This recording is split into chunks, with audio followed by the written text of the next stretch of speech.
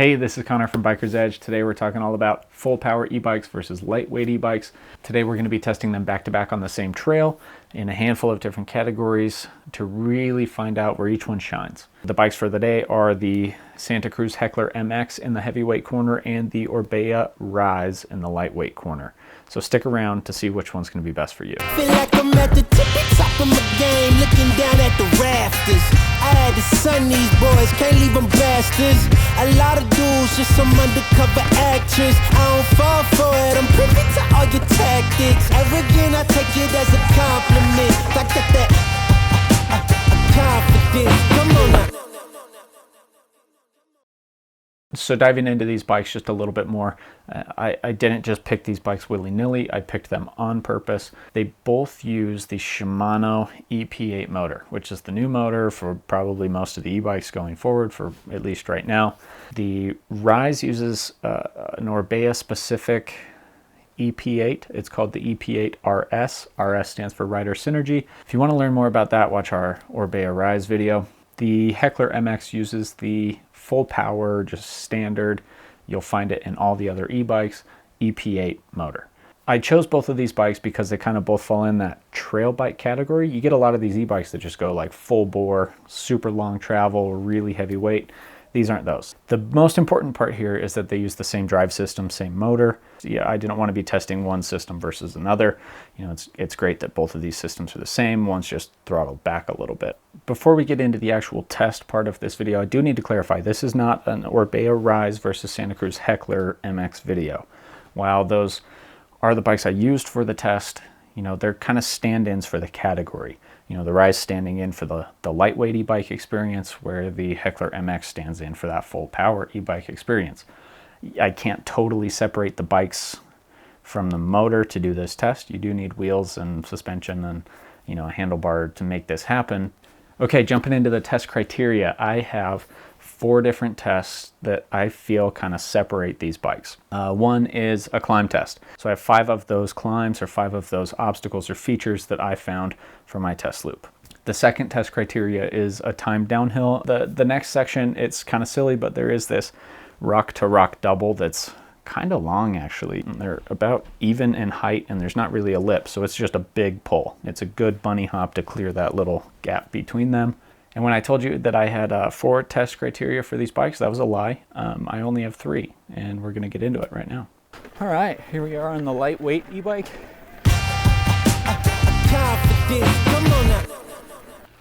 Here is the first of one of these technical little climbs.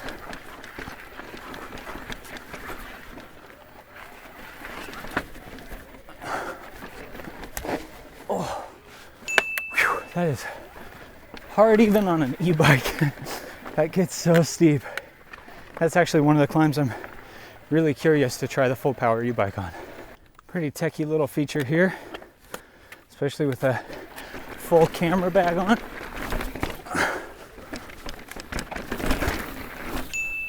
That went fine. Whew, that thing scares me every time. It's like pedaling into a wall. It's 2 for 2 on the lightweight e-bike. Another technical little feature here.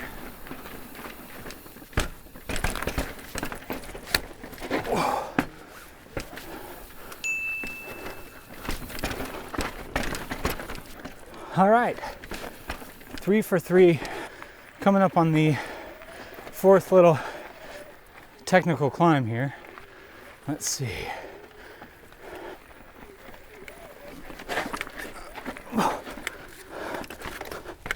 And I didn't get it. Really pooched that one. Hard, technical, twisty, tight features.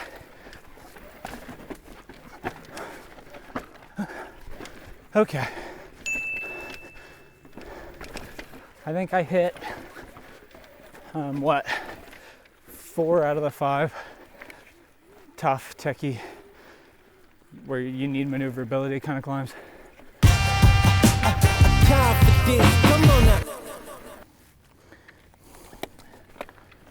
Okay, here we go. Starting my time downhill.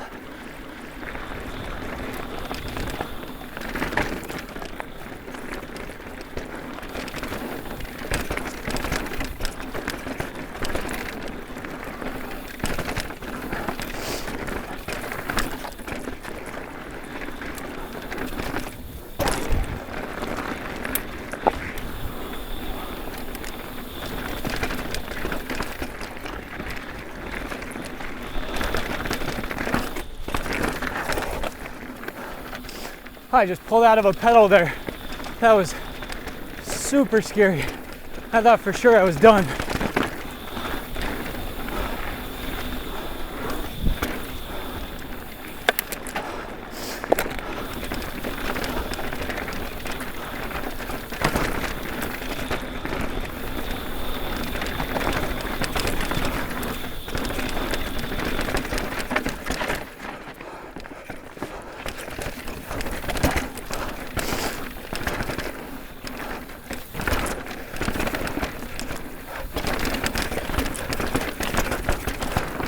And done.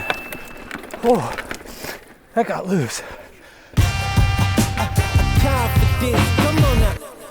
And you can bunny hop and pull up. Got a little one right here. Nice. See, that's gonna be hard on a full power e-bike. I'm out on the full power Heckler now, Heckler MX.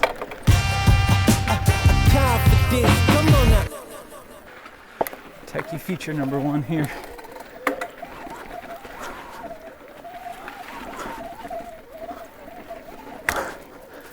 You guys, so that section back there where right at the very end it gets real steep, that was quite a bit easier on this bike.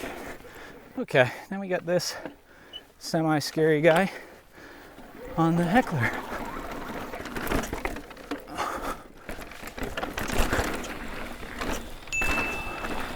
I think that's easier on the Rise, on the lighter bike. Doing the little bunny hop pole, smash into the rock maneuver is easier with the lighter weight bike. But I did it. Yeah, it still worked. Next little tech features right here.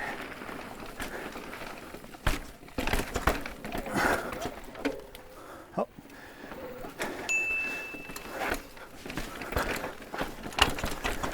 I feel like if the move is just one of those raw power kind of moves, this bike does better because it has more raw power. But if it's one of those, like, you kind of got to finesse it and balance, one of those kind of moves, I think the lightweight bike does better. Tough techie feature 4 out of 5 coming up right here. I bobbled this one on the Rise. This one's tough. I'm about half and half on it anyway. Well, I did much worse on this bike.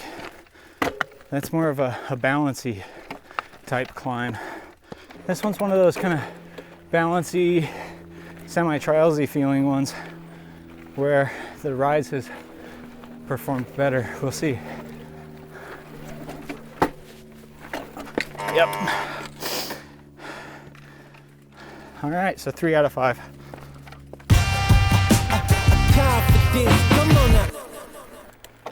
Okay, starting the time downhill now. Ooh, that's nice. On the sprinty flats, like, you get a lot more get up and go out of this guy. I didn't think I would. I didn't expect that, really. That little huck to flat kills my back every time.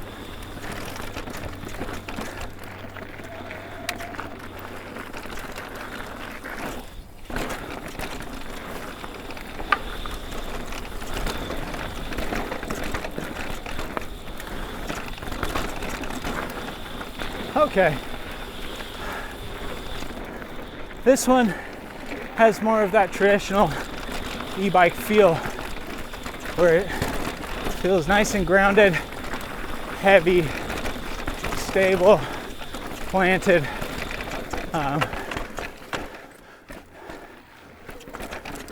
And the suspension isn't super flush, but it feels, holy cow. Oh, wow. Okay, now I can maybe talk. Come on now.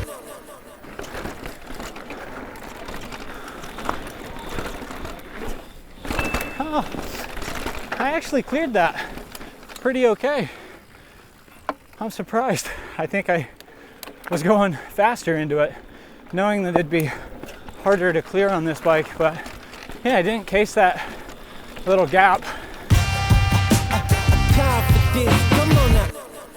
So the standout qualities of the lightweight e-bike experience, it's lighter weight, a little bit less power, a little more natural feeling. That's kind of the big takeaway here, is that it feels more natural. It requires a little more input from you in terms of how much energy you're putting in, how much you're paying attention to your gear selection. This is more like riding your normal mountain bike, except you do get quite a bit of assistance. 60 Newton meters is plenty. In fact, when I just go out and ride my Rise, I rarely use that yellow mode, the high power, full power mode. Anytime you get into tight, technical, switchbacky, tough climbs, I feel like it's too much torque, makes the bike harder to control. I kind of prefer that middle mode. Okay, so getting into the test scores, we're going to start with the tough, technical, awkward climbs. There were 5 of them on my test track, and I cleaned 4 of them on the Orbea Rise. I didn't get the 5th one. I know I picked the dumb line, but I was trying to find a line I could be consistent with, and I didn't clean that section. So 4 out of 5, not too bad. I do feel like on the Rise I was able to balance and control the bike just a little bit better. Jumping into the timed downhill, I made a pretty substantial mistake. I tried to bunny hop from a rock to a rock, and I ended up unclipping from my pedal and landed off on the side of it was bad, scary. But even with that substantial bobble, I actually finished faster than I did on the Heckler MX. So my time on the Rise was 1 minute 13.25 seconds for this time section. And that's about 1.45 seconds faster than I did on the Heckler.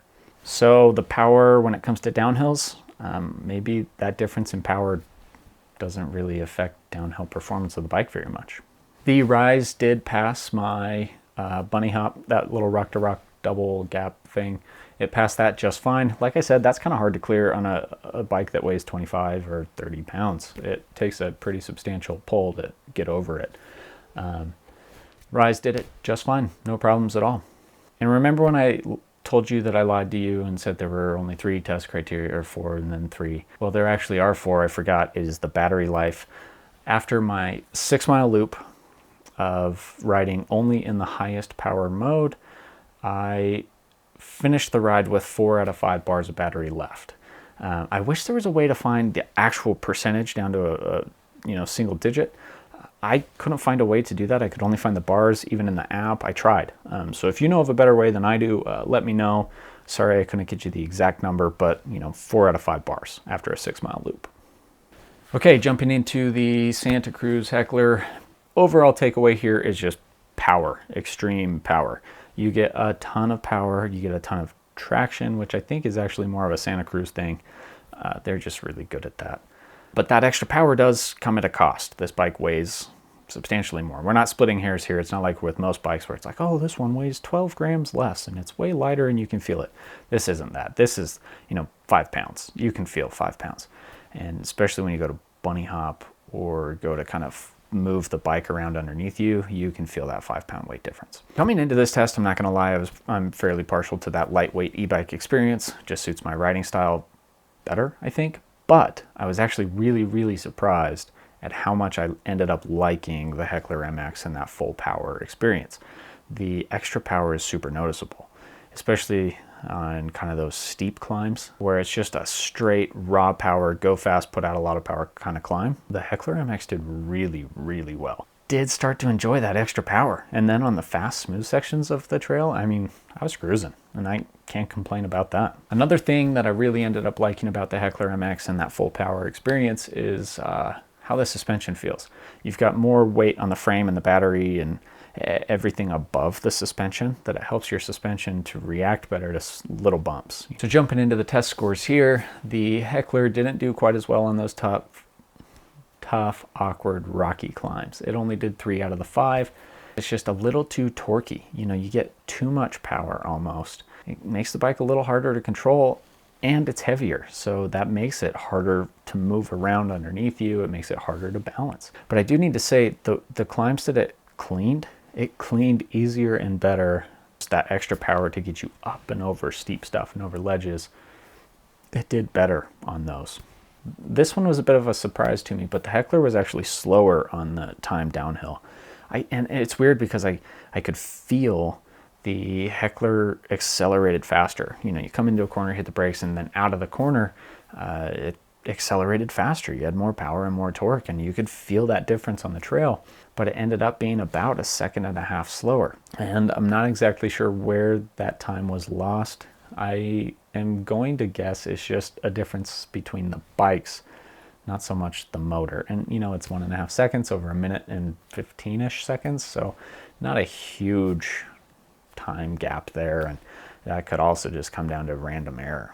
I was also very surprised at how well the Heckler handled that rock-to-rock jump. I was kind of thinking the Heckler wouldn't, because it's actually kind of hard to bunny hop. I did give it an extra pedal stroke or two into that little jump, so maybe that's what did it, was the extra speed. I was able to clear it, but yeah, I didn't have any problems. And like the Rise, the Heckler ended the 6-mile loop with 4 out of 5 bars of battery left. So lightweight e-bike final takeaway. I think the lightweight e-bike is like the trail bike of e-bikes. And let me explain. A trail bike makes compromises so that it can go uphill well and downhill well. It tries to be a jack of all trades rather than really excel at just one thing. So I feel like the lightweight e-bike is that. It goes uphill pretty well, doesn't have all the power, but it also goes downhill pretty well. So I think the lightweight e-bike makes compromises to be well-rounded, to be a jack of all trades. So it better suits the rider who is a little more playful or likes to jump a little bit more, or someone who has really tight technical rocky climbs. It suits that style of riding better, or that style of rider better. Full power e-bike takeaway. If the lightweight e-bike is like the trail bike of e-bikes, the full power one is the enduro bike of e-bikes. You know, it's not as well rounded. It's not trying to be a jack of all trades. I don't want to call it a one-trick pony, but it's kind of like that enduro bike. You know, it's focused on one thing and doing that one thing very well. So the full power bike does that one thing very well. It gives you a lot of power.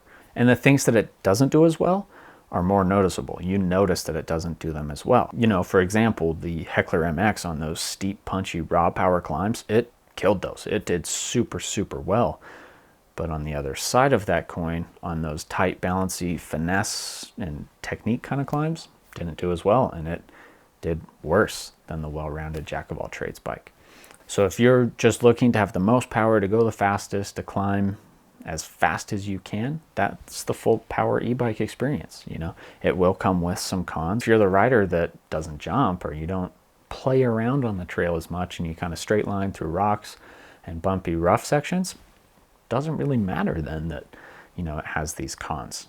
It does what you want to do really, really well. So go that route. So hopefully that helps you kind of get a feel for the full power versus lightweight e-bike experience. We also have these bikes in demo, so if you want to get first-hand experience, you know, come in, check these bikes out. Also, we will be posting our full Heckler MX review here pretty soon. Be sure to pay attention to that. And again, thanks for sticking around, and we'll see you next time.